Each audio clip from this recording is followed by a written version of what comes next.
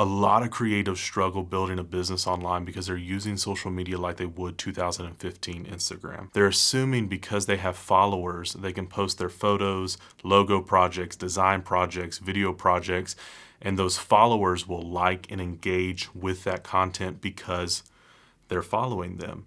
They treat social media like they would an email list. I have so many followers or subscribers to my content, and therefore Twitter, Facebook, X, Meta, Instagram, all these platforms are just going to push my content that I post out to my followers.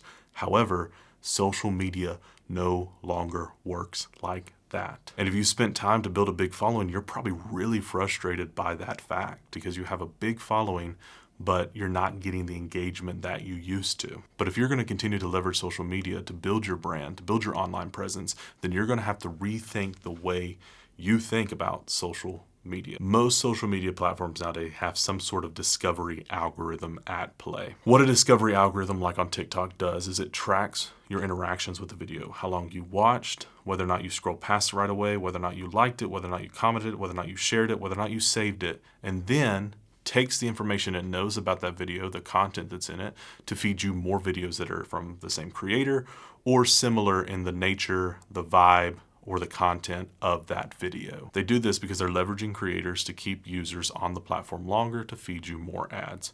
It's a dirty little trick, but it is the social media business as we know it. This allows them to feed you a ton of new creators, whereas before it was just limited to the people you follow. Now whenever you sit down and doom scroll through TikTok, they're feeding you a ton of different people in one session. This means for those of us creating content, we have to change our tactics. We have to go away from here's a logo to giving context behind the logo, giving information why this logo was important, giving something that's memorable and engaging to the people who are scrolling past us on social media. Today, I want to walk you through my stupid, simple social media strategy. But first, if you're new here, my name is Nick and I help creatives create for a living. Let's get into today's video. The first thing that I need to do before we start today's video is establish some context and some ground rules about the way we think about social media as a creative.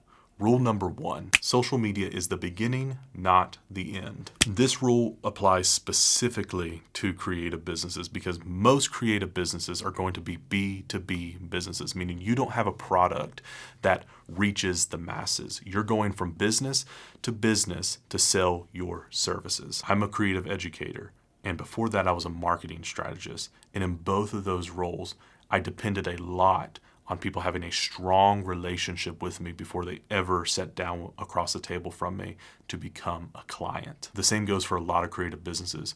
Your clients are going to be people who you need to have a strong relationship with because they're putting their creative needs, their wedding photos, their event photos, their logos, their brand, all this personal stuff into your hands. They're going to need that strong relationship, and that strong relationship can start on social media. This means virality does very little to actually impact your ability to sell. You're selling a service to a niche business, to a niche industry, and you're going to be very concentrated on that business and industry. Your goal with social media isn't to have millions of views, it's to get your products and services in front of the right people. Rule number 2, social media platforms are agnostic. There's not going to be one platform that is better than the other. It's all about finding the platform that is best for you, your audience, and your goals. Your job with social media is to find the attention you need to grow your business wherever that attention is at. These platforms are not loyal to you, so don't be loyal to them.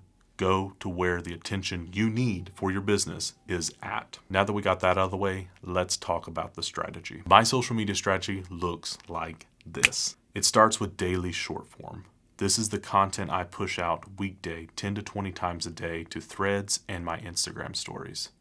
With my daily short form content, I am creating a ton of value, and value comes in the form of information that I can give other creatives to help them along their journey. And I am holding nothing back. I'm not gatekeeping at all. I'm giving them the facts, I'm giving them the truths, and I'm toying with that content daily to make it better and offer better solutions. The reason for this is I want eyeballs. I want people to engage with that daily content. I'd never want to sell on my daily posts because the second I start to sell, the algorithm can sniff it out and know that you're not someone that needs to be pushed because you're trying to leverage social media to sell, and algorithms don't like that. So I don't try and sell on my daily post. I just give away, give away, give away.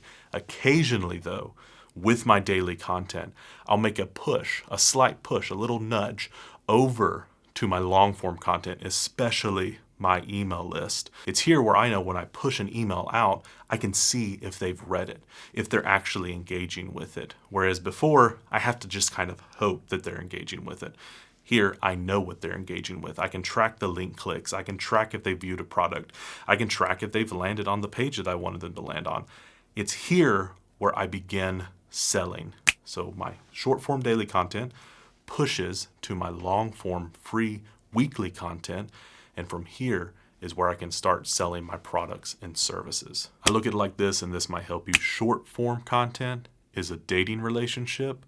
Long form content is an engagement. Buying a product is the marriage. And that's where we want to get people to. But we have to take them through the stages of a relationship in order to bring them to a place where they have a good relationship with us that they want to buy from us. And that to me is the strategy. That's the stupid simple part of the strategy. We're going to create daily short form content.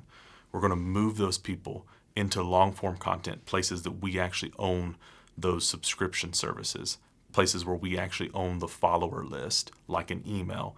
And then from that place, we're going to try and sell. We're not going to try and sell up here because that's going to be ignored very quickly. Instead, we're going to give a ton of value here, give a ton of value here, nurture that relationship. And then from here, we can offer products and services to the people who are following us on this platform, because this platform is the thing that you actually own. I hope you got something out of this video. If you like this kind of content, please comment below and let me know. Also, if you have a question about anything, email me at nickgoodner.com. That's me@nikgoodner.com. Also, please subscribe to the channel if you're into this sort of conversational YouTube channel thing, whatever. It really would mean a lot. Lastly, if you need more help marketing yourself as a creative, you should totally watch this video right here. It'll be the thing that helps you use your website to sell to other people. Thank you so much for watching. Like I said, hope you got something out today, and I will see you in the next one.